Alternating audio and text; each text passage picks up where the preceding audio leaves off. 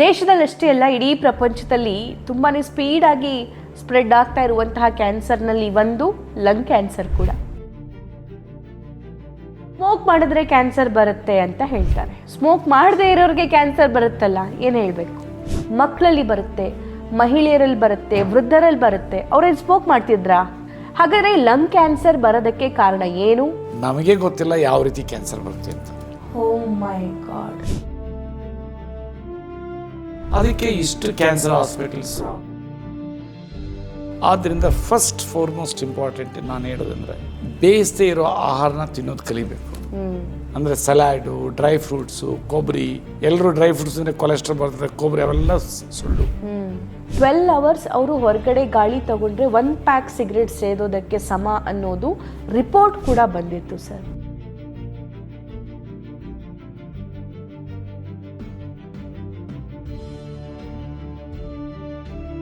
ಶ್ರಮಿಕ ವರ್ಗ ಕೆಲಸ ಮಾಡಿದ್ರೆ ಮಾತ್ರ ಅವ್ರ ಮನೆ ನಡೆಯುತ್ತೆ. ಅಂಥವ್ರು ಏನು ಮಾಡಬೇಕು ಸರ್? ಸಿ, 1 ಟೇಬಲ್ ಸ್ಪೂನು ಅಗಸೆ ಬೀಜದ್ದು ಮಜ್ಜಿಗೆ, 5,000 ರೂಪಾಯಿದು ಮೆಡಿಸಿನಲ್ ವ್ಯಾಲ್ಯೂ ನಾವು ಶರೀರಕ್ಕೆ ತಗೊಳ್ಬೋದು ಅಂದರೆ ಯು ಕ್ಯಾನ್ ಇಮ್ಯಾಜಿನ್. ಸರಿ ಸರ್, ಈ ಲಂಗ್ ಕ್ಯಾನ್ಸರ್ ಬಂತು ಅಂತ ಅಂದಾಗ ತಕ್ಷಣಕ್ಕೆ ಏನು ಮಾಡಬೇಕು? ನಿಮ್ಮಲ್ಲಿ ಪರಿಹಾರ ಇದೆ? ಕ್ಯಾನ್ಸರ್ ನಾನು ಜಾಸ್ತಿ ಹೇಳೋದಿಲ್ಲ, ಇಲ್ಲ ಯಾಕಂದ್ರೆ ನಮ್ಮಮ್ಮನ ನಾವು ಉಡ್ಸೋಕ್ಕಾಗಲಿಲ್ಲ. ಅಡ್ರಿನಲ್ ಗ್ಲ್ಯಾಂಡ್ ಕ್ಯಾನ್ಸರ್ ಇತ್ತು. ಮೆಡಿಸಿನ್ಸ್ ಅದನ್ನು ಕರೆಕ್ಟಾಗಿ ಪ್ರೋಟೋಕಾಲ್ಸ್ನ ಫಾಲೋ ಮಾಡಿದರು. Today is enjoy. ನಮಸ್ಕಾರ, ಮಿರಾಕಲ್ ಮನೆಮದ್ದು ಕಾರ್ಯಕ್ರಮಕ್ಕೆ ನಿಮಗೆ ಮತ್ತೊಮ್ಮೆ ಸ್ವಾಗತ. ದೇಶದಲ್ಲಷ್ಟೇ ಅಲ್ಲ, ಇಡೀ ಪ್ರಪಂಚದಲ್ಲಿ ತುಂಬಾ ಸ್ಪೀಡಾಗಿ ಸ್ಪ್ರೆಡ್ ಆಗ್ತಾ ಇರುವಂತಹ ಕ್ಯಾನ್ಸರ್ನಲ್ಲಿ ಒಂದು ಲಂಗ್ ಕ್ಯಾನ್ಸರ್ ಕೂಡ. ಸ್ಮೋಕ್ ಮಾಡಿದ್ರೆ ಕ್ಯಾನ್ಸರ್ ಬರುತ್ತೆ ಅಂತ ಹೇಳ್ತಾರೆ. ಸ್ಮೋಕ್ ಮಾಡದೇ ಇರೋರಿಗೆ ಕ್ಯಾನ್ಸರ್ ಬರುತ್ತಲ್ಲ, ಏನು ಹೇಳಬೇಕು? ಅದು ಕೂಡ ಲಂಗ್ಸ್ ಕ್ಯಾನ್ಸರ್ ಬರುತ್ತೆ, ಶ್ವಾಸಕೋಶದ ಕ್ಯಾನ್ಸರ್ ಬರುತ್ತೆ, ಮಕ್ಕಳಲ್ಲಿ ಬರುತ್ತೆ, ಮಹಿಳೆಯರಲ್ಲಿ ಬರುತ್ತೆ, ವೃದ್ಧರಲ್ಲಿ ಬರುತ್ತೆ. ಅವ್ರೇನು ಸ್ಮೋಕ್ ಮಾಡ್ತಿದ್ರಾ ಅಂತ ಪ್ರಶ್ನೆ ಮಾಡಿದಾಗ ಇಲ್ಲ ಅನ್ನೋ ಆನ್ಸರ್ ಬರುತ್ತೆ. ಹಾಗಾದರೆ ಲಂಗ್ ಕ್ಯಾನ್ಸರ್ ಬರೋದಕ್ಕೆ ಕಾರಣ ಏನು? ಇದನ್ನು ಹೇಗೆ ಗುಣಪಡಿಸ್ಕೊಳ್ಬೇಕು? ಇದೆಲ್ಲದಕ್ಕೆ ಸಂಬಂಧಪಟ್ಟಂತೆ ಮಾತನಾಡೋದಕ್ಕೆ ನನ್ನ ಜೊತೆಗೆ ಡಾಕ್ಟರ್ SM ರಾಜು ಸರ್ ಇದ್ದಾರೆ. ಮಿರಾಕಲ್ ಡ್ರಿಂಕ್ಸ್ನ ಫೌಂಡರ್, ಇನ್ವೆಂಟರ್ ಎಲ್ಲ ಕೂಡ ಹೌದು. ನಮಸ್ಕಾರ, ಕಾರ್ಯಕ್ರಮಕ್ಕೆ ಸ್ವಾಗತ. ನಮಸ್ಕಾರ. ಹೇಗಿದ್ದೀರಿ ಸರ್? ಫೈನ್. ನಾನು ಆರಂಭದಲ್ಲೇ ಹೇಳಿರೋ ಥರ ಸ್ಮೋಕ್ ಮಾಡಿದವ್ರಿಗೆ ಲಂಗ್ ಕ್ಯಾನ್ಸರ್ ಬರುತ್ತೆ ಅಂತ ಹೇಳ್ತಿದ್ರು, ಅಥವಾ ಕ್ಯಾನ್ಸರ್ಸ್ ಬರುತ್ತೆ ಅಂತ ಹೇಳ್ತಿದ್ರು. ಮೌತ್ ಕ್ಯಾನ್ಸರು, ಮತ್ತೊಂದು ಇನ್ನೊಂದು. ಸರ್, ಸ್ಮೋಕ್ ಮಾಡದೇ ಇರೋರ್ಗೂ ಲಂಗ್ಸ್ ಕ್ಯಾನ್ಸರ್ ಬರುತ್ತಲ್ಲ ಸರ್, ಏನಿದು? ಒಂದು ಹೇಳ್ತೀನಿ. ಡಾಕ್ಟರ್ ಶ್ರೀವಾತ್ಸವ್ ಅಂತ is a head of the department of haematology. ನನ್ನ ಮಗನಿಗೆ ಬ್ಲಡ್ ಕ್ಯಾನ್ಸರ್ ಬಂದಾಗ ಅವ್ರು ಹೇಳಿದ್ರೆ ಏನಂತಂದರೆ, ನಮಗೆ ಗೊತ್ತಿಲ್ಲ ಯಾವ ರೀತಿ ಕ್ಯಾನ್ಸರ್ ಬರುತ್ತೆ ಅಂತ. ಓ ಮೈ ಗಾಡ್. ಫ್ರಾಂಕ್ಲಿ ಹೇಳ್ಬೇಕಂದ್ರೆ, ಅಂದರೆ anybody can get any health issues. ನಮಗೆ ಗೊತ್ತಿಲ್ಲ ಅದು. ಬಟ್ ಅದು ಒಂದು ಕಾರಣ. ನೀವು ಹೇಳೋದು ಹಲವಾರು ಕಾರಣಗಳಿವೆ. ಈಗ ರೀಸೆಂಟ್ಲಿ ಡೆಲ್ಲಿನಲ್ಲಿ ಹೈಯೆಸ್ಟ್ ಆಗ್ಬಿಟ್ಟಿತ್ತು, ಕಾಫ್ ಬರ್ತಾ ಇತ್ತು ಇದು. ಸೊ ಎನಿಥಿಂಗ್ ಬಾಡಿ ಒಂದು ಇನ್ಬಿಲ್ಟ್ ಸಿಸ್ಟಮಲ್ಲಿ ನಮ್ಮ ಇಮ್ಯೂನ್ ಪವರ್ನ ಹಾಳು ಮಾಡ್ತು ಅಂತಂದರೆ ಆಟೋಮ್ಯಾಟಿಕ್ಲಿ ಏನೋ ಪ್ರಾಬ್ಲಮ್ಸ್ ಇದಾಗುತ್ತೆ, ಡಿಸ್ಟರ್ಬ್ ಆಗುತ್ತೆ. ಮೈಟಾಸಿಸ್, ಮಿಯೋಸಿಸ್ ಇದರಲ್ಲಿ, ಸೆಲ್ ಇದರಲ್ಲಿ. ಸೊ ಆಟೋಮೆಟಿಕ್ಲಿ ಪ್ರಾಬ್ಲಮ್ ಶುರುವಾಗುತ್ತೆ. ಸೊ ಅದರಲ್ಲಿ ಹೇಳೋದಂದರೆ ಮಾಲಿಕ್ಯುಲರ್ ಬಯಾಲಜಿಯಲ್ಲಿ ಇದು general for everything. Heat shock proteins ಅವೇ ಮೇನ್ ಇಂಪಾರ್ಟೆಂಟು. ಶೆಫ್ರಾನ್ಸ್ ಇವನ್ನೆಲ್ಲ ಪ್ರೊಟೆಕ್ಟ್ ಮಾಡೋದು. ಅವು ಡ್ಯಾಮೇಜ್ ಆಯಿತು ಅಂದರೆ ಶುರುವಾಗುತ್ತೆ ಆರ್ಗನ್ ಡಿಜೆನರೇಷನ್. ಪ್ರಾಪರ್ ವೇ ನಾವು ಮೈಟೋಕಾಂಡ್ರಿಗೆ ಪೋಷಣೆ ಮಾಡಲಿಲ್ಲ ಅಂತಂದ್ರೆ. ಸೊ ಆದ್ದರಿಂದ ಈಗ ಒಂದು ಬೆಸ್ಟ್ ಎಕ್ಸಾಂಪಲ್ ತೊಗೊಳ್ತೀನಿ. ಯಾವ ರೀತಿ ನಮ್ಮ ಬಾಡಿನಲ್ಲಿ ಇನ್ಬ್ಯೂಲ್ಟ್ ಅಂದರೆ ಒಳಗಡೆ ಇರೋದು ಶಕ್ತಿ ಯಾವ ರೀತಿ ಇದೆ ಅಂದರೆ ಅದು ನಮಗೇನೆ ಗೊತ್ತಿಲ್ಲ. ಆಂತರಿಕ ಶಕ್ತಿ ಅದು ನಮಗೇನೆ ಗೊತ್ತಿಲ್ಲ. ಆ ಆಂತರಿಕ ಶಕ್ತಿ ಯಾವಾಗ ಬರ್ತದೆ ಅಂತಂದರೆ ನಾವು ಪ್ರಕೃತಿ ಹತ್ರ ಹೋದಾಗ, ಅಂದರೆ ನೇಚರ್ ಹತ್ರ ಹೋದಾಗ. ಈಗ ನಾವು 70,000 ಇಯರ್ಸ್ ನಮ್ಮ ಹ್ಯೂಮನ್ ಸೇಪಿಯನ್ ಹಿಸ್ಟ್ರಿ ತೊಗೊಂಡ್ರೆ, ನಾವು ಯಾವಾಗಲೂ ನಮ್ಮ ಮಣ್ಣಿಂದ ಬಂದಿರೋದು, ಕಾಡಿಂದ ಬಂದಿರೋದು, ಏನೋ ಗಿಡಮೂಲಿಕೆಗಳಿತ್ತು ತಿನ್ಕೊಂಡು ಬಂದಿರೋದು. ಸೋ ಕಾಲ್ಡ್ ಕಲ್ಚರ್ ಆಗ್ತಾ ಆಗ್ತಾ ಆಗ್ತಾ ಆಗ್ತಾ ನಾವು ಪ್ರಕೃತಿಯಿಂದ ದೂರ ಬರ್ತಿದ್ದೀವಿ. ಈಗೇನು ಏನು ಅಡುಗೆ ಮಾಡಿದ್ರು ಡಿಫ್ರೆಂಟ್ ಆಯಿಲ್ಸು, ಮಿಕ್ಸ್ಡ್ ಇದು ಫ್ಯಾಟ್ಸು ಯೂಸ್ ಮಾಡಿ ಬರೀ ಇಷ್ಟು ಒಂದು ಸ್ವಲ್ಪ ನಾಲ್ಗೆ ರುಚಿಗೆ ಏನೆಲ್ಲ ಮಾಡ್ತೀವಿ. ಅದಕ್ಕೆ ಇಷ್ಟು ಕ್ಯಾನ್ಸರ್ ಹಾಸ್ಪಿಟಲ್ಸು, ಇಷ್ಟೆಲ್ಲ ಡಯಾಲಿಸಿಸ್ ಯೂನಿಟ್ಸು ಎಲ್ಲ ಇರೋದು. ಆದ್ದರಿಂದ ಫಸ್ಟ್ ಫಾರ್ಮೋಸ್ಟ್ ಇಂಪಾರ್ಟೆಂಟ್ ನಾನು ಹೇಳೋದಂದರೆ, ಪ್ರಕೃತಿ ಹತ್ರ ಇರಬೇಕು. ಹೆಚ್ಚಾಗಿ ಬೇಯಿಸದೇ ಇರೋ ಆಹಾರನ ತಿನ್ನೋದು ಕಲಿಬೇಕು. ಅಂದರೆ ಸಲಾಡು, ಡ್ರೈ ಫ್ರೂಟ್ಸು, ಕೊಬ್ಬರಿ, ಎಲ್ಲರೂ ಡ್ರೈ ಫ್ರೂಟ್ಸ್ ಅಂದರೆ ಕೊಲೆಸ್ಟ್ರಾಲ್ ಬರ್ತದೆ, ಕೊಬ್ಬರಿ ಅವೆಲ್ಲ ಸುಳ್ಳು. ಅನಿಮಲ್ ಪ್ರಾಡಕ್ಟ್ಸ್ ತಿಂದ್ರೇ ಅವೆಲ್ಲ ಬರೋದು. ಡಾಕ್ಟರ್ BM ಹೆಗ್ಡೆ ಸಾಹೇಬ್ ತುಂಬ ಚೆನ್ನಾಗಿ ಎಕ್ಸ್ಪ್ಲೇನ್ ಮಾಡ್ತಾರೆ ಅದನ್ನು. ಆಮೇಲೆ ಈಗ ಇವತ್ತಿನ ಇದರಲ್ಲಿ ಒಂದು ಟೆಸ್ಟಿಮೋನಿ, ಇವತ್ತಿದ್ರೆ ಒಂದು ಟೆಸ್ಟ್ ಬಂದು ತೊಗೊಳ್ತೀನಿ. ಬಸವರಾಜು ಅಂತವರು 70+ ಎಲ್ಲ ಕಡೆ ಟ್ರೀಟ್ಮೆಂಟ್ ತೊಗೊಂಡಿದ್ದಾರೆ. ಒಂದು 30 ಇದು ರೇಡಿಯೇಷನ್ ಮಾಡಿಸಿದ್ದಾರೆ. ಆದರೂ ಟ್ಯೂಮರ್ ಇದೆ. ಸೊ ಮತ್ತೆ ಅದನ್ನು ಸರ್ಜರಿ ಮಾಡಬೇಕು ಏನೆಲ್ಲ ಅಂದಾಗ ಇನ್ನೇನು ಅವರು ಓಡಾಡೋಕ್ಕಾಗ್ತಾ ಇರಲಿಲ್ಲವಂತೆ, ಸುಸ್ತು ಇದು. ಅಂಥ ಟೈಮ್ನಲ್ಲಿ ಅವ್ರ ಮಗ ನಮ್ಮಲ್ಲಿ ಟ್ರೀಟ್ಮೆಂಟ್ ತೊಗೊಂಡಿದ್ದಾರೆ. 2 months ತೊಗೊಂಡಿದ್ದಾರೆ. ಎಷ್ಟು ಚೆನ್ನಾಗಿದೆ ಅಂದರೆ 4 ಕಿಲೋಮೀಟ್ರ್ ಓಡಾಡ್ತಾರಂತೆ. ಆದರೂ ಒಂದು ಸೈಡ್ ಮಲ್ಕೊಳ್ಳೋದಕ್ಕೆ ಅನ್ಕಂಫರ್ಟಬಲ್, ಲೆಫ್ಟ್ ಸೈಡು, ಅದರಿಂದ ರೈಟ್ ಸೈಡ್ ಮಲ್ಕೊಳ್ಬೇಕಂತ ಮಲ್ಕೊಂಡ್ರೆ ಕಂಫರ್ಟಬಲ್ ಇರ್ತದೆ ಅಂತ ಹೇಳಿದ್ದಾರೆ. ಬಟ್ ಲಿಟ್ರಲಿ ಸ್ಪೀಕಿಂಗ್ ಅವರ ಮಗನೇ ಹೇಳೋ ಪ್ರಕಾರ ಆ ಟೆಸ್ಟ್ ಮನಿ ತೊಗೊಂಡೆ, ಅವ್ರ ಅಪ್ಪನೂ ಮುಂದೆ ಇದ್ದಾರೆ. ಸರ್ ಈಗ ಆರಾಮಾಗಿದ್ದಾರೆ. ಮೊದಲು ನಮಗೆ ಗೊತ್ತಿಲ್ಲ ಉಳಿತಾರೋ ಇಲ್ಲೋ ಅಂತ. ಆಮೇಲೆ ಟ್ಯೂಮರ್ ತೆಗಿಬೇಕು ಅಂತಂದರೆ 5 ಇಂಜೆಕ್ಷನ್ ಕೊಡಿಸ್ಬೇಕು, 25,000 ಒಂದು ಇಂಜೆಕ್ಷನ್ ಆಗ್ತೈತೆ. ಸೊ ಅಂದ ತಕ್ಷಣ ಅದು ಬಡವರಿಗೆ, ಮಿಡ್ಲ್ ಕ್ಲಾಸ್ಗೆ ಅದು ಇದಾಗೋಗ್ತೈತೆ. ಸೊ ಅದಾದ್ರೂ ಏನಾಗುತ್ತೆ ಅಂತ ಅನ್ನೋದನ್ನು ಹೇಳೋಕ್ಕಾಗಲ್ಲ ಅಂತ ಡಾಕ್ಟರ್ಸ್ ಪಾಪ ಅವರು ಅದೇ ಹೇಳೋದು. ಫಾದರ್ಗೆ ಲಂಗ್ ಕ್ಯಾನ್ಸರ್ ಅಂತ ಬಂದಿದ್ರಿ. ಅವರು ಸ್ವಲ್ಪ ಹಿಸ್ಟ್ರಿ ಹೇಳಪ್ಪ, ಏನೇನು ಮೊದಲು ಪ್ರಾಬ್ಲಮ್ ಆಗಿತ್ತು, ಏನೇನು ಟ್ರೀಟ್ಮೆಂಟ್ ತೊಗೊಂಡ್ರು, ಆವಾಗ ಹೆಂಗಿದ್ರು, ನಮ್ಮದು ತೊಗೊಂಡಾಗ ಹೆಂಗಾಯ್ತು ಅಂತ ಹೇಳ್ರಿ. ಸರ್, ಲಂಗ್ ಕ್ಯಾನ್ಸರ್ ಅಂತ ಅಂದ್ಬಿಟ್ಟು ನಾವು ನಮ್ಮ ತಂದೆಗೂ ತಿರುಗಾಡೋಕ್ಕೆ ಮಾಡೋಕ್ಕೆ ಆಯ್ತಿರ್ಲಿಲ್ಲ ಸರ್. ಅವಾಗ ಅಲ್ಲಿಂದ ಮೈಸೂರಿಗೆ ಹೋದೋ, ಮೈಸೂರಲ್ಲಿ ಕ್ಲಿಯರ್ ಮಾಡಿ ಹಾಸ್ಪಿಟ್ಲು, JSS ಎಲ್ಲನೂ ತೋರಿಸ್ಕೊಬಂದು, ಅದಾದಮೇಲೆ ಅಲ್ಲೂ ಒಂದು 30 ದಿನ ರೇಡಿಯೇಷನ್ ಕೊಡಿಸ್ತು ಸರ್. 30 ದಿನ ರೇಡಿಯೇಷನ್ ಕೊಡಿಸಿದ ಮೇಲೂ ಕೂಡ ಅಷ್ಟೊಂದು ಚೆನ್ನಾಗಿ ಆಗಲಿಲ್ಲ. ಆಮೇಲೆ ಮತ್ತೆ 6 ಇಂಜೆಕ್ಷನ್ ತಗೊಳ್ಳಿ, 25,000 ಆಗುತ್ತೆ ಅಂತ ಅಂದ್ಬಿಟ್ಟು ಅದನ್ನು ಹೇಳಿದರು ಸರ್. ಅದಾದಮೇಲೆ ಸರಿ ಆಯಿತು ಅಂತ ಅಂದ್ಬಿಟ್ಟು ಬಂದು ಮನೆಗೆ ಬಂದು 1 ವಾರ ಇದ್ದ ಸರ್. ಹಂಗೆ ನಮ್ಮ ಮಾವನ ಕಡೆಯಿಂದ ನಮ್ಮ ಬಾಮೈದವರು, ಅವ್ರ ಬಾಮೈದವ್ರ ಪರಿಚಯ ಆಗಿ ಇಲ್ಲಿ ಮಿರಾಕಲ್ ಡ್ರಿಂಕ್ ಐತೆ ಬನ್ನಿ ಅಂತ ಅಂದ್ಬಿಟ್ಟು ಹೇಳಿದ್ರು ಸರ್. ಅಲ್ಲಿಂದ ಆಚೆಗೆ 1-1.5 ತಿಂಗಳು ತಗೊಂಡ ಸರ್. ತುಂಬಾ ಚೇಂಜಸ್ ಕಂಡಿದೆ. ಏನೇನು ಚೇಂಜಸ್ ಆಯ್ತು ಅಪ್ಪಗೆ ಅಂತ ಅಂದ್ರೆ ಮೊದಲೆಲ್ಲ ತಿರ್ಗಾಡಕ್ ಆಗ್ತಿರ್ಲಿಲ್ಲ, ತಿರ್ಗಾಡಿದ್ರು. ಈಗೇನ್ ತಿರ್ಗಾಡಿದ್ರೆ ಸುಸ್ತಿಸ್ತಾಗಲ್ಲ ಸರ್. ಈಗಲೂ ದಿನಕ್ಕೆ 4 ಕಿಲೋಮೀಟರ್ ವಾಕಿಂಗ್ ಮಾಡ್ತಾರೆ ಸರ್. Very good. ಇವಾಗ ಮತ್ತೆ ಊಟ ತಿಂಡಿ ಎಲ್ಲ ಓಕೆ. ಈಗ ಒಂದೊಂದು ಸ್ವಲ್ಪ ಜಾಸ್ತಿ ಏನಿಲ್ಲ, ಒಂದೊಂದು ಸ್ವಲ್ಪ ನೋವಿದೆ ಸರ್ ಈ ಜಾಗದಲ್ಲಿ ಅಷ್ಟೇ. ಎಡಗಡೆ ಮಲ್ಕೊಂಡ್ರೆ ಮಲ್ಕೊಳಕ್ ಆಗಲ್ಲ, ಬಲಗಡೆ ಮಾತ್ರ ಮಲ್ಕೋಬೇಕು. ಉಸಿರು ಕಟ್ಟಾಗುತ್ತೆ, ಒಂದೊಂದು ಸ್ವಲ್ಪ ಇದೆ. ಎನಿವೆ ಇದು ಮ್ಯಾಜಿಕ್ ಅಂತೂ ಅಲ್ಲ. 1 ತಿಂಗಳು 2 ತಿಂಗಳು ಆಗೋದಕ್ಕೆ. ಬಟ್ ಈಗ 2 ತಿಂಗಳು ಬಯಾಪ್ಸಿ ಮಾಡಿದಾಗ ಒಂದ್ಸಾರಿ ಕ್ಯಾನ್ಸರ್ ಅಂದ್ರೆ ಇನ್ನೊಂದ್ಸರಿ ಕ್ಯಾನ್ಸರ್ ಅಲ್ವೇ ಅಲ್ಲ. ಅದೇ ನೋಡಪ್ಪ, ಕ್ಯಾನ್ಸರು ಇದೆಯೋ ಇಲ್ಲೋ ಮರ್ತೋಗ್ಬಿಡ್ರಿ. ನೀವು ಚೆನ್ನಾಗಬೇಕು. ಮದುವೆ ಆದಾಗ ಹೆಂಗಿದ್ರು ಹಂಗೆ ಆಗ್ಬೇಕು ನೀವು. ಅದೇ ನನ್ನ ಆಸೆ. 2-3 ಸರಿ ಹಂಗೆ ಅಂದ್ರು ಸರ್. ಒಂದ್ಸರಿ ಕ್ಯಾನ್ಸರ್ ಅಂದ್ರು ಸರ್, ಒಂದ್ಸರಿ ಕ್ಯಾನ್ಸರ್ ಇಲ್ಲ, ಮಾಮೂಲಿ ನಾರ್ಮಲ್ ಗೆಡ್ಡೆ ಅಂತ ಅಂದ್ರು ಸರ್. ಆಮೇಲೆ ಅದನ್ನ ತೆಗೀಸಕ್ಕೆ ಅದೇ 25,000 ಆಗುತ್ತೆ ಒಂದೊಂದು ಇಂಜೆಕ್ಷನ್ಗೆ ಅಂತ ಅಂದ್ಬಿಟ್ಟು ಆ ಥರ ಇದು ಮಾಡಿ. ಬಟ್ ಎನಿವೆ ಈಗ ಓವರ್ ಆಲ್ ಚೆನ್ನಾಗಿದೆಯಲ್ಲ? ಓವರ್ ಆಲ್ ಚೆನ್ನಾಗಿದೆ. ಎಕ್ಸಲೆಂಟ್ ಅಪ್ಪ, ಎಕ್ಸಲೆಂಟ್. ಊಟ ಏನು ಮಾಡ್ತಿದ್ರೆ? ಏನು ಕೋತಿ ಆಹಾರ ಪದ್ಧತಿನೋ ಅಥವಾ ಒಂದು ಊಟ ಆಮೇಲೆ ಮಿಕ್ಕಿದ ಕೋತಿ ಆಹಾರನ? ಫಸ್ಟ್ ಕೋತಿ ಆಹಾರ ಪದ್ಧತಿ. ಎಷ್ಟು ತಿಂಗಳ ಮಾಡಿದ್ರಿ? 1-1.5 ಮಂತ್ ಮಾಡಿದ ಸರ್. ಈಗ ಅಂತ ಅಂದ್ರೆ ಈಗಲೂ ಮಾಡ್ತಾ ಇದೀವಿ ಸರ್. ಈಗಲೂ ಏನು ಬಿಟ್ಟಿಲ್ಲ, ಈಗಲೂ ಮಾಡ್ತಾ ಇದೀವಿ. Very good. ಅವ್ರು ಚೆನ್ನಾಗಬೇಕು ಒಟ್ಟಿನಲ್ಲಿ. ಸೊ ಈಗ ನೋಡ್ರಿ, ಅದು ಎಲ್ಲ ಇದಾಯಿತು. ಬಟ್ ನನ್ನ ಆಹಾರ ಪದ್ಧತಿ ಮತ್ತು ನಾನು ಏನು ಹೇಳಿದ್ದೀನಿ, ಇದು ಏನು ಮೆಡಿಸಿನ್ಸ್, ಅದನ್ನು ಕರೆಕ್ಟಾಗಿ ಪ್ರೋಟೋಕಾಲ್ಸ್ನ ಫಾಲೋ ಮಾಡಿದರು. Today is enjoying. Okay, one more very important question I want ask you sir. Not only in Delhi, ನಾವು ಇಡೀ ಇಂಡಿಯಾದಲ್ಲಿ ಮೇಜರ್ ಮೆಟ್ರೋ ಸಿಟಿ ಅಂತ ತಗೊಂಡಾಗ ಪೊಲ್ಯೂಷನ್ ತುಂಬ ಜಾಸ್ತಿ ಇದೆ.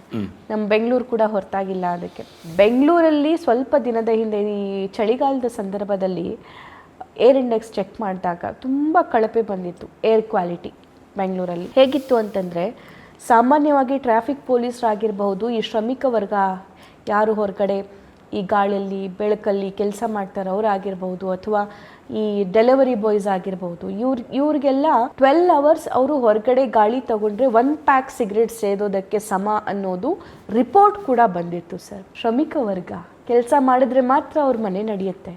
ಅಂಥವ್ರು ಏನು ಮಾಡಬೇಕು ಸರ್ ಹಾಗಾಗಿ? ಸಿ 1 ಟೇಬಲ್ ಸ್ಪೂನು ಅಗಸೆ ಬೀಜದ್ದು ಮಜ್ಜಿಗೆ, 1 ಟೇಬಲ್ ಸ್ಪೂನ್ ಅಂದರೆ ನಾವು ಅನ್ನ ತಿನ್ನೋ ಸ್ಪೂನು, ಅದನ್ನು ಉರಿಬಾರ್ದು, ಆಮೇಲೆ ಪೌಡ್ರ್ ಮಾಡಿ ಇಡಬಾರ್ದು.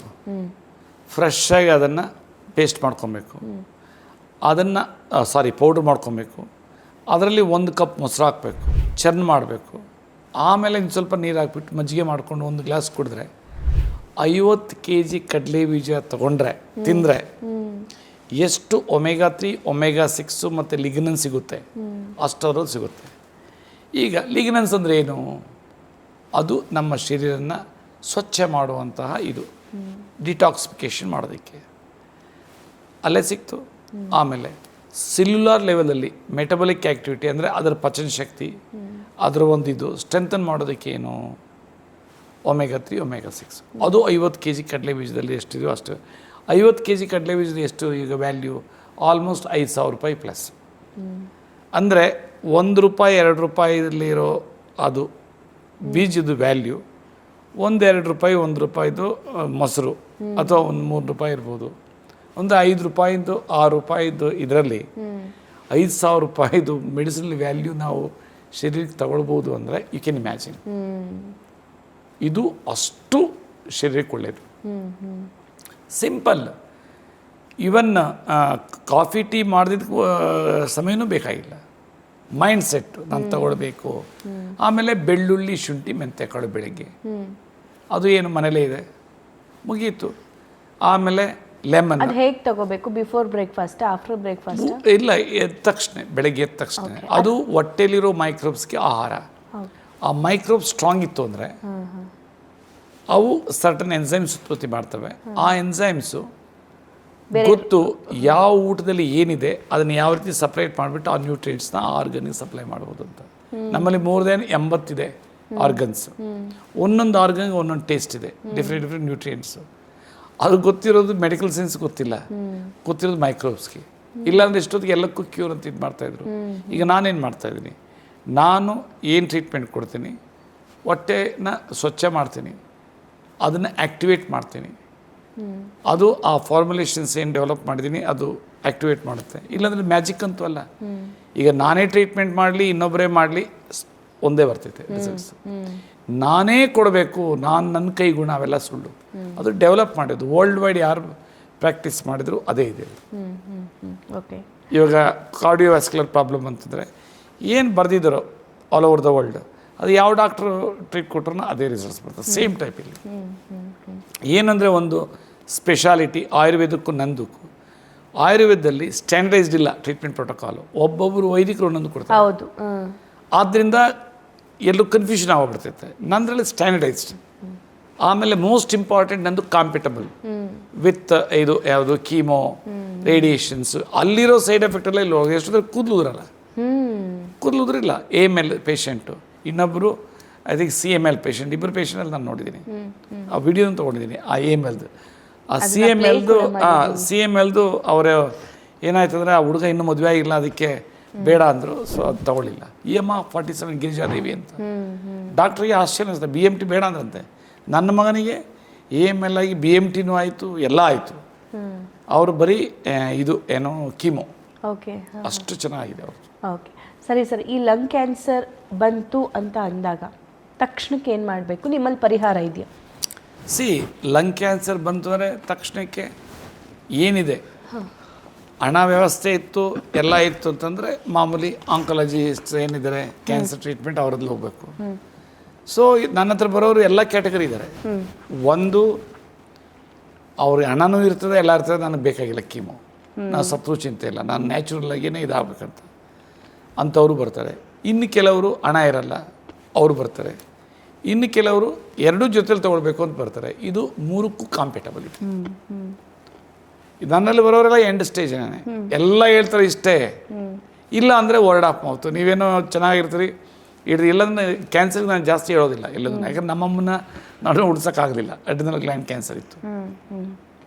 ಆದ್ದರಿಂದ ನಾನು ಈಗ ಏನಾದರೂ ಜನಕ್ಕೆ ಸೋಷಿಯಲ್ ಮೀಡಿಯಾಯಿಂದ ಫಾಸ್ಟ್ ಇದಾಗ್ತದೆ. ಈಗ ಅವರು ಇದು ಮಾಡ್ತಾರಲ್ಲ, ಪಟ್ ಪಟ್ ಪಟ್ ಪಟ್ ಅಂತ ನಂದು ಸ್ಪೀಚಸ್ ಬರ್ತಾ ಇರ್ತದೆ, ಕಾನ್ಫಿಡೆನ್ಸ್ ಲೆವೆಲ್ ಜಾಸ್ತಿ. Okay, not only lung cancer sir, ಕ್ಯಾನ್ಸರ್ಗೆ ಆಲ್ರೆಡಿ ಟ್ರೀಟ್ಮೆಂಟ್ ತಗೊಳ್ತಿರ್ತಾರೆ, ಕೀಮೋ ತಗೊಳ್ತಿರ್ತಾರೆ. ಸೊ ಬೇಗ ರಿಕವರ್ ಆಗಲಿ ಅಂತ ಅಂದು ಇದನ್ನು ಸಪ್ಲಿಮೆಂಟ್ಸ್ ಥರ ತಗೋಬಹುದಾ? ಹೇಗೆ ವರ್ಕ್ ಮಾಡುತ್ತೆ? 100%. ಒಂದು ಬೆಸ್ಟ್ ಎಕ್ಸಾಂಪಲ್ ಹೇಳ್ತೀನಿ. AML ಪೇಷಂಟ್ ಅವರೇ ಹೇಳಿರೋದು. ಫಸ್ಟ್ ಕೀಮೋದಲ್ಲಿದ್ದಾಗ ಏನು ಲೆವೆಲ್ ಇತ್ತು, particularly haemoglobin level, WBC, platelet level, ಅದು ಕಡಿಮೆ ಆಗ್ತಾ ಇತ್ತು ಒಂದು ವಿನಃ ಇದಾಗ್ತಾ ಇರಲಿಲ್ಲ ಹಿಮೋಗ್ಲೋಬಿನ್ ಇದು. ಆಮೇಲೆ WBC ಜಾಸ್ತಿ ಆಗ್ತಾಯಿತ್ತು. ನಂದ್ರ ಜೊತೇಲಿ ತೊಗೊಂಡಾಗ ಯು ಕಾಂಟ್ ಇಮ್ಯಾಜಿನ್ 5.6 6 ಇದೆ ಹಿಮೋಗ್ಲೋಬಿನ್ ಲೆವೆಲ್ಲು 10+ ಆಗಿದೆ. ಪ್ಲೇಟ್ಲೆಟ್ ಕೌಂಟು 40,000 ಒಳಗಡೆ ಇದ್ದಿದ್ದು 1.8 ಲ್ಯಾಕ್ ಏನೋ ಆಗಿದೆ. ಆಮೇಲೆ ಇದು WBC 40,000 45,000 ಇದ್ದಿದ್ದು 4,000 5,000 ಬಂದಿದೆ. ಎಲ್ಲ ಡಾಕ್ಯುಮೆಂಟ್ ಎಲ್ಲ. ಈಗ ನಿನ್ನೆ ನಾನು ಹೇಳಿದ್ನಲ್ಲ, ಲಾಸ್ಟ್ ಟೈಮ್ ನಾನು ಚರ್ಚೆ ಮಾಡೋದು ಡಾಕ್ಟರ್ ಮಹಾಂತೇಶ್ ಅವ್ರದ್ದೆಲ್ಲ ಮಾಡಿದ್ರೆ ಯು ಕಾಂಟ್ ಇಮ್ಯಾಜಿನ್ ಆ ರೀತಿ ರಿಸಲ್ಟ್ಸ್ ಬರ್ತಾಯಿತ್ತು. ಬಾಡಿನಲ್ಲಿ ಆ ರೀತಿ ಶಕ್ತಿ ಇದೆ. ಒಂದು ನನಗೂ ಅಲೋಪತಿಗೂ ಒಂದೇ ಒಂದು ಇದು ಏನೋ ಡಿಫ್ರೆನ್ಸಸ್ ಏನಿದೆ ಅಂದರೆ, ಅವರು ಬೇಯಿಸಿದ್ದು ತಿನ್ಬೇಕಂತಾರೆ, ನಾನು ಅನ್ಕುಕ್ಕುಡು ತಿನ್ಬೇಕಂತ ಹೇಳ್ತೀನಿ, ಬಟ್ ಲೀಚಿಂಗ್ ಮಾಡ್ಬೇಕಂತ ಹೇಳಿ ಇಲ್ಲ ತಗೊಳಕ್ಕೆ ಹೋಗ್ಬೇಡ್ರಿ ಅಂತ ಹೇಳ್ತೀನಿ. ನಾನು ವೆರಿ ಕ್ಲಿಯರ್. ಯಾಕಂದ್ರೆ ನಂದೇನು ಅಂತಂದರೆ ನನ್ನ ಪ್ರಿನ್ಸಿಪಲ್ಸು ಡೆವಲಪ್ ಮಾಡಿದ್ದೀನಿ ವಿನಃ ಪ್ರಮೋಟ್ ಮಾಡೋಕ್ಕಲ್ಲ. ತಗೊಳ್ರಿ ಅದು ಆಗ್ತದೆ, ಈಗ ಕೊಡ್ತಾರಲ್ಲ ಜಸ್ಟ್ ಕಮರ್ಷಿಯಲ್ ಟೈಪ್, ನನಗೆ ಐ ಡೋಂಟ್ ಲೈಕ್. ಈ ರೀತಿ ಮಾಡೋಂಗಿದ್ರೆ ತೊಗೊಳ್ತೀನಿ. ನೋಡಿ ನನ್ನೇ ಭೇಟಿ ಮಾಡ್ಬೇಕಂತ ಬರ್ತಾರೆ, ಒಂದು ಲೆಕ್ಚರ್ ಕೊಡ್ತೀನಿ, ಒಂದು 20 ನಿಮಿಷ 30 ನಿಮಿಷ, ಅದರಲ್ಲಿ ಡೈರೆಕ್ಟಾಗಿ ಹೇಳ್ತೀನಿ, ನಂದು ಆಹಾರ ಪದ್ಧತಿ ನೀವು ಫಾಲೋ ಮಾಡೋಂಗಿದ್ರೆ ಮಾಡಿರಿ, ತೊಗೊಳ್ರಿ, ಇಲ್ಲಾಂದ್ರೆ ಮಾಡಿ ತೊಗೊಳಕ್ಕೆ ಹೋಗ್ಬಿಟ್ಟು. ಆಮೇಲೆ ತನ್ನ ಮೇಲೆ ಭರವಸೆ ಇಟ್ಕೊಳ್ಬೇಕು, ನಾನು ಬದುಕ್ತೀನಿ ಅಂತ. ಓಕೆ. ಸೊ ಈಗ ಕ್ಯಾನ್ಸರಿಗೆ ಸಂಜೀವಿನಿ ಅನ್ನೋ ಥರ ಯಾವುದಾದ್ರೂ ಫುಡ್ ಇದೆಯಾ ಸರ್? ಎಸ್. ಯಾವುದದು? ಅಗಸೆ ಮಜ್ಜಿಗೆ. ಸೀರಿಯಸ್ಲಿ? ಅದನ್ನು ಡಾಕ್ಟರ್ ಜೊಹಾನಾ ಬಡ್ವಿಗ್ ಅಂತ 1960s ಜರ್ಮನ್ ಲೇಡಿ ಸೈಂಟಿಸ್ಟ್ ಅದು ಡೆವಲಪ್ ಮಾಡಿದ್ದು. Cheapest chemo vegan country cheese ಅಂತ ಡೆವಲಪ್ ಮಾಡಿ ಅದು ಇದು ಮಾಡೋದು. ಆ ಕಂಟ್ರಿ ಚೀಸನ್ನು ರಿಪ್ಲೇಸ್ ಮಾಡಿಬಿಟ್ಟೆ ಮೊಸರಿಗೆ. ಅವರು ಶೀ ಈಸ್ ದ ಲೇಡಿ. ಅವ್ರು ಮಾಡಿದ್ದು ನನ್ನ ಮಗ ಎಷ್ಟು ಫಾಸ್ಟ್ ರಿಕವರಿ ಆದನಂದರೆ ವಿತ್ ಕೀಮೋ, ಆಮೇಲೆ BMT ಬೋನ್ ಮ್ಯಾರೋ ಟ್ರಾನ್ಸ್ಪ್ಲಾಂಟ್ ಎಲ್ಲ ಮಾಡಿದಾಗ ಭಾರಿ ಫಾಸ್ಟ್ ಆಗೋದು. ನಾವು ವಿತೌಟ್ ಡಾಕ್ಟರ್ ನಾಲೆಡ್ಜ್ ನಾವು ಕೊಡ್ತಾಯಿದ್ವಿ ನಮ್ಮ ಟ್ರೀಟ್ಮೆಂಟ್. ನಮಗೆ ನನ್ನ ಮಗನಿಗೆ ಉಳಿಬೇಕು. ಎನಿವೆ AML ಬಂದರೆ ಉಳಿಯಲ್ಲ ಅಂತ ಮೊದಲೇ ಎಲ್ಲ ಹೇಳ್ಬಿಡ್ತಾರೆ, ಭಾರಿ ಕಷ್ಟ ಇದೆ ಅಂತ. Okay okay. ಸೊ ಈ ಅಗಸೆನ ಹೇಗೆ ಬಳಸಬೇಕು ಆಹಾರದಲ್ಲೋ? ಎಸ್. ಒಂದು ತಪ್ಪು ಕಲ್ಪನೆ ಇದೆ, ಅದನ್ನು ಚಟ್ನಿ ಮಾಡಿಕೊಂಡು ಇದು ಮಾಡೋದು ಅವೆಲ್ಲ ಸ್ವಲ್ಪ ಟೇಸ್ಟ್ಗೆ ಸ್ವಲ್ಪ ಮೆಡಿಸಿನ್ ವ್ಯಾಲ್ಯೂ, ಎಲ್ಲ ಫುಡ್ಡಲ್ಲೂ ಮೆಡಿಸಿನ್ ವ್ಯಾಲ್ಯೂ ಇದ್ದೇ ಇದೆ. ಬಟ್ ಇಲ್ಲಿ ಮೋಸ್ಟ್ ಇಂಪಾರ್ಟೆಂಟು ಮೆಡಿಸಿನ್ ವ್ಯಾಲ್ಯೂ ಸಿಗಬೇಕು ಅಂತಂದರೆ ನಂಬರ್ 1 ಅದನ್ನು ಉರಿಬಾರ್ದು. ನಂಬರ್ 2 ಪೌಡ್ರ್ ಮಾಡಿ ಇಡಬಾರ್ದು. ನಂಬರ್ 3 ಮಾಡಿದ ಮೇಲೆ 15 ನಿಮಿಷದೊಳಗಡೆ ಕುಡಿಬೇಕು. ಆಮೇಲೆ ಮಾಡೋದಕ್ಕೆ 1 ಟೇಬಲ್ ಸ್ಪೂನ್ ಬೀಜ ಬೇಕು, 1 ಟೇಬಲ್ ಸ್ಪೂನು ಕೋಲ್ಡ್ ಪ್ರೆಸ್ಡ್ ಅಗಸೆ ಎಣ್ಣೆ ಬೇಕು, 1 ಕಪ್ ಮೊಸರು ಬೇಕು. ಸೊ ಮಾಡೋದೇನು, ಫಸ್ಟು ಬೀಜನ ಪೌಡ್ರ್ ಮಾಡ್ಕೊಬೇಕು. ಕಾಫಿ ಗ್ರೈಂಡರಲ್ಲಿ ಬರ್ತದೆ, ಇಲ್ಲಾಂದರೆ ಮಸಾಲೆ ಗ್ರೈಂಡರಲ್ಲಿ. ಅದರಲ್ಲೇ 1 table spoon cold pressed flax ಎಲ್ಲ ಹಾಕಬೇಕು. ಸೊ ಅದರಲ್ಲೇ 1 ಕಪ್ ಮೊಸರು ಹಾಕಬೇಕು. ಅದು ಚೆನ್ನಾದಾಗ ಆ ಮೊಸರೇನಿದೆ ಫ್ಯಾಟಿ ಆ್ಯಸಿಡ್ಸು ಏನಿದೆ ಆಯಿಲ್ಸ್ನ ಅದು ವಾಟರ್ ಸಾಲ್ಯುಬಲ್ ಆಗಿ ಕನ್ವರ್ಟ್ ಮಾಡುತ್ತೆ. That is the most important. So that ನಾವು ತೊಗೊಂಡ್ಮೇಲೆ ಕರೆಕ್ಟಾಗಿ ಡೈಜೆಷನ್ ಆಗುತ್ತೆ. ಓಕೆ. ಸೊ ಈಗ ಅಗಸೆ ಮಜ್ಜಿಗೆ ಬಗ್ಗೆ ನಾವು ಲಾಸ್ಟ್ ಒಂದು ಎಪಿಸೋಡ್ ಮಾಡಿದ್ವಿ. ಹತ್ತತ್ರ ಒಂದು 10 ಲಕ್ಷ ಜನ ಒಂದು ವಾರದ ಒಳಗಡೆನೆ ನೋಡಿದ್ದಾರೆ. ಒಬ್ಬರು ಕ್ವೆಶನ್ ಮಾಡ್ತಾರೆ ಇಲ್ಲಿ, ನಾನು ಸರ್ವ ಸಮಸ್ಯೆಗೂ ಮದ್ದು ಅಗಸೆ ಮಜ್ಜಿಗೆ ಅಂತ ಹಾಕಿದ್ದೆ, ಯಾವ ಕ್ಯಾನ್ಸರಿಗೆ ತಗೊಂಡ್ರೆ ಒಳ್ಳೇದು ಅಂತ? ಇದು ಆಗಲೇ ಹೇಳಿದ್ದೀನಿ, ಎನಿ ಕ್ಯಾನ್ಸರ್. ಇದು beautiful question. Any cancer number 1. Second, any gynaec disorders. Number 3, ಬಾಡಿನಲ್ಲಿ ಸ್ಟ್ರಾಂಗ್ ಆಗಿ ಹೆಲ್ತಿಯಾಗಿರ್ಬೇಕಂತಂದ್ರೂ ತಗೊಳ್ಬೋದು. ಓಕೆ. ಸೊ ಇಲ್ಲಿ ನೀವು ಅಗಸೆ ಎಣ್ಣೆ ಬಗ್ಗೆನೂ ಹೇಳಿದ್ರಿ. ಸೊ ಅದರಲ್ಲೂ ಒಂದಿಷ್ಟು ಜನರಿಗೆ ಕನ್ಫ್ಯೂಷನ್ ಇದೆ. ಶಿವು ಅಂತ ಯಾರೋ ಕಮೆಂಟ್ ಮಾಡ್ತಾರೆ, ಯಾವ ಎಣ್ಣೆ ಅಂತ ಸರಿಯಾಗಿ ಹೇಳಿ ಸರ್, ಹೇಗ್ ಮಾಡ್ಕೋಬೇಕು ಅಗಸೆ ಮಜ್ಜಿಗೆ ಅಂತ ಇನ್ನೊಂದ್ಸಲ ಹೇಳಿ. ಒಂದು ಅಗಸೆ ಎಣ್ಣೆ ಕೋಲ್ಡ್ ಪ್ರೆಸ್ಡ್ ಇರಬೇಕು. ಓಕೆ. ಕೋಲ್ಡ್ ಪ್ರೆಸ್ಡ್ ಇರಬೇಕು ಅಂದರೆ ಅದನ್ನು ಅಲ್ಯೂಮಿನಿಯಂ ಕಂಟೈನರ್ ಇರ್ತದೆ, ಎಪಾಕ್ಸಿ ಕೋಟೆಡ್, ಅದರಲ್ಲೇ ಇರಬೇಕು. ಇಲ್ಲಾಂದರೆ ಅದು ಡೆನ್ಸಿಟಿ ಆಗೋಗ್ತಿತ್ತು. 2ನೇದು ಅಗಸೆ ಬೀಜ, 3ನೇದು ಮೊಸರು. ಫಸ್ಟು ಬೀಜನ್ನ ಪೌಡರ್ ಮಾಡ್ಕೊಬೇಕು. ಪೌಡರ್ ಆದ ನಂತರ ಅದು ಏನೋ ನೀರೆಲ್ಲ ತೊಳಿಬಾರ್ದು, ಇಲ್ಲಾಂದ್ರೆ ಅದು ಬೀಜ ಪೌಡ್ರೇ ಆಗಲ್ಲ. ಒರೆಸ್ಬೇಕು. ಬಟ್ಟೆಯಲ್ಲಿ ಒರೆಸ್ಬಿಟ್ಟು ಬೀಜ ಹಾಕ್ಕೊಳ್ಬೇಕು. ಆಮೇಲೆ ಅದು ಪೌಡ್ರ್ ಆದ ತಕ್ಷಣ ಪೌಡ್ರ್ ಕಾಫಿ ಗ್ರೈಂಡ್ ಅಂತ ಬರ್ತದೆ, ವೆರಿ ಫೈನೆಸ್ಟ್ ಬರುತ್ತೆ. ಇಲ್ಲಾಂದರೆ ಮಸಾಲೆ ಗ್ರೈಂಡಲ್ಲಿ 2 ಚಮಚ ಹಾಕಿದ್ರೆ ಫೈನ್ ಬರ್ತದೆ. ಸೊ ಅದು ಪೌಡ್ರ್ ಆದ ತಕ್ಷಣ ಅದರಲ್ಲೇ 1 ಟೇಬಲ್ ಸ್ಪೂನ್ ಎಣ್ಣೆ ಹಾಕಬೇಕು. ಅದು ಓಕೆ, ಅಗಸೆ ಕೋಲ್ಡ್ ಪ್ರೆಸ್ಡ್ ಎಣ್ಣೆ. ಅದಾದಮೇಲೆ 1 ಕಪ್ ಮೊಸರು ಹಾಕಬೇಕು, 1 ಕಟೋರಿ. ಆಮೇಲೆ ಚರ್ನ್ ಮಾಡಬೇಕು. ಆವಾಗ ಅದು ಆಯಿಲ್ಸ್ ವಾಟರ್ ಸಾಲ್ಯುಬಲ್ ಆಗಿ ಕನ್ವರ್ಟ್ ಆಗೋಗ್ಬಿಡ್ತೈತೆ. ಆ ಮೊಸರಿಗೆ ಆ ಶಕ್ತಿ ಇದೆ. ಅದಕ್ಕೆ ನಾವು ಬಿರಿಯಾನಿ ತಿಂದಾಗ ಎಣ್ಣೆ ಮೊಸರು ಬಜ್ಜಿ ಎಲ್ಲ ಕೊಡ್ತಾರಲ್ಲ, ಬಿಕಾಸ್ ಆಫ್ ದಟ್ ಇದೆಲ್ಲ ಟ್ರೆಡಿಷನ್ ಬಂದಿರೋದು ಸಾವಿರಾರು ವರ್ಷಗಳಿಂದ. ಸೊ ಅದು ಕನ್ವರ್ಟ್ ಆದಾಗ ಮತ್ತೆ ಯಾವ ಲೆವೆಲ್ ಬೇಕು ಅದನ್ನು ಮಜ್ಜಿಗೆ ಟೈಪ್ ಮಾಡಿದ್ರೆ ನೀರು ಹಾಕ್ದೆ ಮಜ್ಜಿಗೆ. ಆಮೇಲೆ ಪೇಷಂಟ್ಗೆ ಮಾಡಿಕೊಡ್ಬೇಕಂದ್ರೆ ತಾನು ಮಾಡಿ ಕುಡಿಬೇಕು, ಟೆಸ್ಟ್ ಮಾಡಬೇಕು, ಬೇಕೋ ಬಿಟ್ಟು ಮಾಡಿಕೊಡ್ಬಾರ್ದು. ಕೆಲವರೇನು ಎಲ್ಲ ಸಿಂಪಲ್ ಇರಬೇಕು, ಪೌಡ್ರ್ ಮಾಡಿ ಇಟ್ಕೊಬಿಡ್ತಾರೆ, ಆಮೇಲೆ ಎಣ್ಣೆ ಇಟ್ಕೊಂಡ್ಬಿಡ್ತಾರೆ, ಆ ಮೊಸರಲ್ಲಿ ಅಥವಾ ಮಜ್ಜಿಗೆ ತೊಗೊಳ್ತಾರೆ, ಹಿಂಗೆ ಹಾಕ್ಬಿಟ್ಟು ಕೊಡ್ತಾರೆ, ಅದು ವಾಮಿಟ್ ಮಾಡ್ಕೊತಾರೆ. ಆ ರೀತಿಯೂ ಮಾಡಿದರೆ ನಾನು ನೋಡಿದ್ದೀನಿ. ಸೊ ಆದ್ದರಿಂದ ಅವ್ರು ಯಾರು ಅಡುಗೆ ಮಾಡ್ಕೊಡ್ತಾರೆ ಅವರು ಸ್ಪಂದಿಸ್ಬೇಕು, ಇದು ಕುಡಿಯೋಕ್ಕಾಗುತ್ತಾ. ಇಟ್ಸ್ ಅ ಜನರಲ್ ಇದು ಡ್ರಿಂಕ್, ಅದು ಹೆಲ್ತಿ ಡ್ರಿಂಕ್, ಅದು ಫುಡ್ ಇದ್ದಾಗೆ ಎನರ್ಜಿ ಡ್ರಿಂಕ್. ಎಸ್. ಸೊ ಆದ್ದರಿಂದ ಅದು ಭಾರಿ ಇಂಪಾರ್ಟೆಂಟ್, ಅದು ತಲೆಗೆ ಇಟ್ಕೊಳ್ಬೇಕು. ಎನಿ ಕ್ಯಾನ್ಸರ್ ಪೇಷಂಟ್ ತೊಗೊಳ್ಬೋದು, ಎನಿ ಹೆಲ್ತಿ ಪರ್ಸನ್ ತೊಗೊಳ್ಬೋದು, ಎನಿ ಏಜ್ ತೊಗೊಳ್ಬೋದು. You cannot imagine. ಓಕೆ, ಅಗಸೆ ಮಜ್ಜಿಗೆ ಫಾರ್ ಎವ್ರಿಬಡಿ. ಅದು ಚಿಕ್ಕ ಮಕ್ಕಳಿಂದ ಹಿಡಿದು ದೊಡ್ಡೋರ್ವರೆಗೂ ಕೂಡ ಯಾರು ಬೇಕಾದರೂ ತಗೋಬಹುದು. ರೋಗ ಇದ್ದರೂ ಅಷ್ಟೇ, ಇಲ್ಲದೆ ಇದ್ದರೂ ಅಷ್ಟೇ. ರೋಗ ಇಲ್ಲದೆ ಇರೋರು ರೋಗ ಬರಬಾರ್ದು ಅಂತ ತಗೊಳ್ಳಿ, ರೋಗ ಇದ್ದವರು ರೋಗ ಹೋಗಲಿ ಅಂತ ತಗೊಳ್ಳಿ. ಮತ್ತೊಂದು ಸರ್, ನೀವು ತುಂಬ ರೂಟ್ನ ಕನೆಕ್ಟ್ ಮಾಡ್ತೀರಾ ನನ್ನ ಪ್ರತಿ ಎಪಿಸೋಡ್ನಲ್ಲೂ, ಅಥವಾ ಕೇವಲ ಕ್ಯಾಮ್ರಾ ಎದುರುಗಡೆ ಅಂತ ಮಾತಾಡ್ತಾ ಇಲ್ಲ, ಕ್ಯಾಮ್ರಾ ಆಚೆನೂ ಕೂಡ ನೀವು ಮಾತಾಡುವಾಗ ನಮ್ಮ ರೂಟ್ಸ್ ಜೊತೆ ನಾವು ಕನೆಕ್ಟ್ ಇರಬೇಕು, ಅವಾಗ ನಮಗೇನೂ ಆಗಲ್ಲ ಅಂತ. ಬಟ್ ಈಗಿನ ಪರಿಸ್ಥಿತಿ ತೊಗೊಂಡ್ರೆ ಸರ್, ಟೂತ್ ಪೇಸ್ಟ್ ನಾವು ಹೊರಗಡೆದು ಯೂಸ್ ಮಾಡಿದ್ವಿ ಅಂತಂದರೆ ಕ್ಯಾನ್ಸರ್ ಬರ್ಬೋದು ಅಂತ. ಅರಿಶಿನ ಅದಕ್ಕೆ ಈಗ ಯೂಸ್ ಮಾಡ್ತಾರಲ್ಲ ಕಲರು, ಆ ಅರಿಶಿನಕ್ಕೆ ಕಲಬೆರಕೆ ಆಗೋದ್ರಿಂದ ಕ್ಯಾನ್ಸರ್ ಬರುತ್ತೆ ಅಂತ ಹೇಳ್ತಾರೆ, ಅರಿಶಿನ ಪುಡಿಗೆ. ಆಮೇಲೆ ಮತ್ತೊಂದು ವಿಚಾರ, ಮೊನ್ನೆ ದೊಡ್ಡ ಸುದ್ದಿಯಾಗಿತ್ತು, ಇಡ್ಲಿ ರ್ಯಾಪ್ ಮಾಡಿಕೊಡೋ ಈ ಪ್ಲಾಸ್ಟಿಕ್ ಕವರ್ ಇರುತ್ತಲ್ಲ, ಅದರಿಂದ ಕ್ಯಾನ್ಸರ್ ಬರಬಹುದು ಅಂತ ಅಂದು. ಅಂದರೆ ನಾವು ಯಾವ್ಯಾವ ಆಹಾರಗಳನ್ನು ತಗೊಂಡು ಕ್ಯಾನ್ಸರ್ನ ತಗೊಳ್ತಾ ಇದ್ದೀವಿ ಅಂತ ಅಂದು. ಕ್ಯಾನ್ಸರ್ ಬರಬಾರ್ದು ಅಂತಂದರೆ ಅಡುಗೆ ಮನೆಯಿಂದ ಮೊದಲಿಗೆ ಯಾವ್ದು ಆಚೆ ಹೋಗಬೇಕು? ಮೋಸ್ಟ್ ಇಂಪಾರ್ಟೆಂಟ್ ಹೇಳ್ತೀನಿ, ಅದು ಎಷ್ಟು ಜನ ಅಕ್ಸೆಪ್ಟ್ ಮಾಡ್ತಾರೋ ಇರ್ತಾರೆ. ಫಸ್ಟ್ ಆಫ್ ಆಲ್ ನಾವು ಅಡುಗೆ ಮಾಡೋದು ಕಲಿಬೇಕು. ನಾವು ಬರೀ ಈಗೆಲ್ಲ ಈ ಆ್ಯಪ್ಸ್ ಬಂದುಬಿಟ್ಟು ಟಕ್ ಅಂತ ತರಿಸ್ಬಿಡ್ತೀವಿ.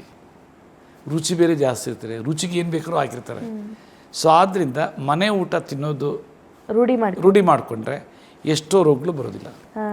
ಆಮೇಲೆ ನೀವು ಹೋಗಲಿ any hotel, any standard hotel, ಚೆನ್ನಾಗಿ ಒಯ್ದಿರ್ತಾರೆ ಎಣ್ಣೆ, ಆಮೇಲೆ ಇದು ತುಪ್ಪ, ಬೆಣ್ಣೆ ಇವೆಲ್ಲದನ್ನು, ಅದಕ್ಕೆ ಟೇಸ್ಟ್ ಬರ್ತೈತೆ.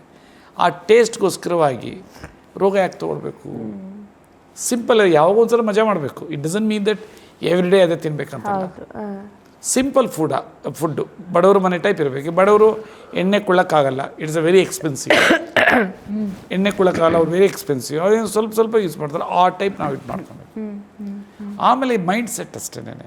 ಈಗ ಕೆಲವರಿಗೆ ತುಪ್ಪನೇ ಹಾಕ್ಕೊಬೇಕು ಸಾರಿಗೆ ಅಂತಾರೆ. ಒಂದು ಸರಿ ಸಾರಿಗೆ ಅಥವಾ ಬೇಳೆಗೆ ತುಪ್ಪ ಹಾಕಿ ಇಡಿದ್ರು ಅಂದರೆ ವಿತೌಟ್ ತುಪ್ಪ ತಿನ್ನೋಕ್ಕಾಗಲ್ಲ.